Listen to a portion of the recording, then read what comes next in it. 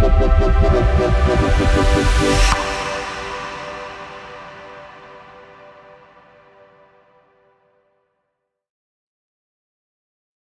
what's going on, guys? Welcome back to the GM. It's your guy, Boulanger.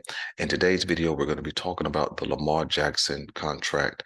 We're going to be going inside the numbers. Do me a quick favor as we get started. Hit like, subscribe, hit the notification bell so that you can get updates when we upload new content. Let's go. So first off, congratulations to the Baltimore Ravens. Congratulations to Lamar Jackson. Congratulations to the fan base who stuck it out through this grueling process. But the Lamar Jackson deal is a 5-year, $260 million deal. A lot of bread, a lot of dough, making Lamar Jackson the highest paid player in NFL history. Although that may be short term, with Joe Burrow's deal probably coming pretty soon, it's still an honor that the Baltimore Ravens would get this deal done and kind of grace him with that honor.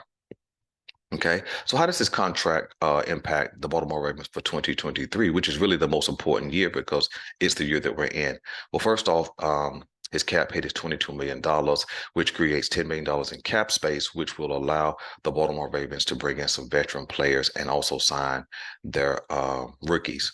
That's how we were able to bring in Rock Ya-Sin, and I believe we'll bring in at least 2 or 3 more veteran players on low cap hit deals to round out this roster.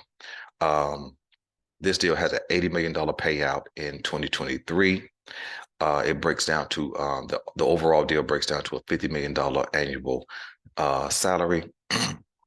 And this deal is number 1 of the top 13 QBs in the league, which again makes him the highest paid player.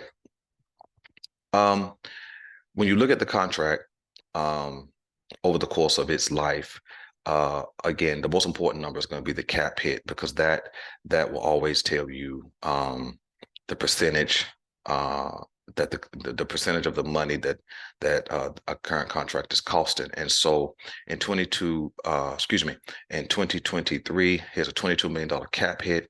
24, he will have a roughly a $34 million cap hit.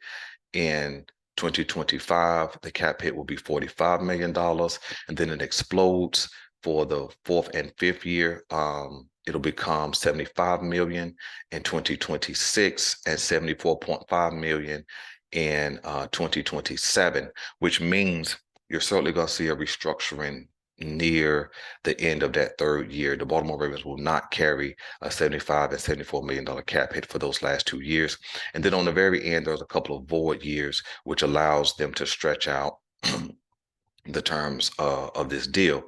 Now, one thing that we mentioned here on the GM when we were pitching Lamar Jackson contract ideas, we pitched short-term ideas. But one thing that we included was a no trade clause and a no franchise tag clause.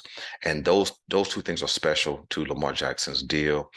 He did get those get those clauses included, which I think is what made the deal work, is no franchise tag and no trade clause. So that means he's locked in for 5 years unless they cut him, which they won't because the cap hit's too big, or they trade him, but they can't unless he agrees. So I think that's what Lamar Jackson was meaning in his press conference when he said the language of the deal was right, and so they were able to get a deal done. So that's the numbers. So and as you saw, we put them on the screen so you could see them more clearly. Let me know what you guys think about the contract. Do you think it was structured well? Do you think it was good value? I certainly think it was, because it was definitely a market value as it pertains to having a franchise guy.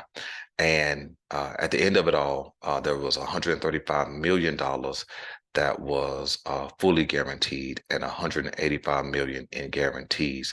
So pretty good deal for Lamar Jackson.